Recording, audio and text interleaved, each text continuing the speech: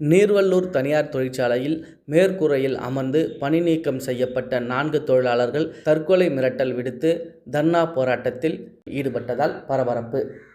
காஞ்சிபுரம் மாவட்டம் நீர்வள்ளூர் பகுதியில் SH electronics எனும் பெயரில் ஃப்ரிட்ஜ், வாஷிங் மிஷின் உள்ளிட்டவற்றுக்கு எலக்ட்ரானிக்ஸ் உதிரி பாகம் தயாரிக்கும் தனியார் தொழிற்சாலையானது இயங்கி வருகிறது.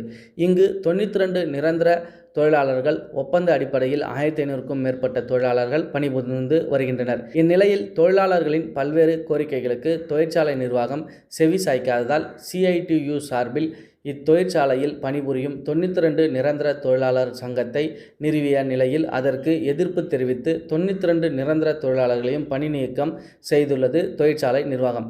இவ்விவகாரம் குறித்து தொழிலாளர் நீதிமன்றத்தில் வழக்கு நடந்து வரும் நிலையில் தங்களுக்கு மீண்டும் பணி வழங்கக் கோரி காஞ்சிபுரம் மாவட்ட ஆட்சியர், காஞ்சிபுரம் MP, MLA, உள்ளாட்சி பிரதிநிதிகள் உள்ளிட்ட பல்வேறு தரப்பினருக்கும் தொடர்ந்து கோரிக்கை விடுத்தும் பல்வேறு கட்ட போராட்டங்களை முன்னெடுத்தும் எந்தவித பயனும் எட்டவில்லை.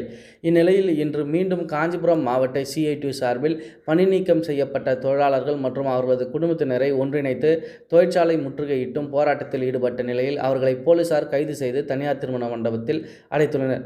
இதற்கிடையே இப்போராட்டத்தில் பங்கேற்றவர்களில் பணி நீக்கம் செய்யப்பட்ட 4 தொழிலாளர்கள் தொழிற்சாலையில் உள்ளே நுழைந்து தொழிற்சாலையின் மேற்கூரை மேல் அமர்ந்து தர்ணா போராட்டத்தில் ஈடுபட்டதால் அப்பகுதியில் பெரும் பரபரப்பு ஏற்பட்டது.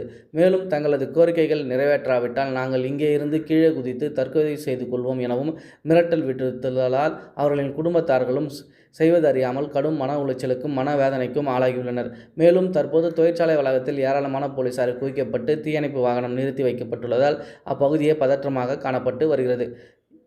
ஏற்கனவே பணி நீக்கம் நடவடிக்கையினால் வாழ்வாதாரம் பெரிதும் பாதிக்கப்பட்டுள்ள நிலையில் இவர்கள் 4 பேருக்கும் ஏதாவது ஏற்பட்டால் எங்களது வாழ்க்கை என்னாவது என அக்குடும்பத்தினர் கடும் மனக்குமுறலை வேதனையுடன் தெரிவிக்கின்றனர்.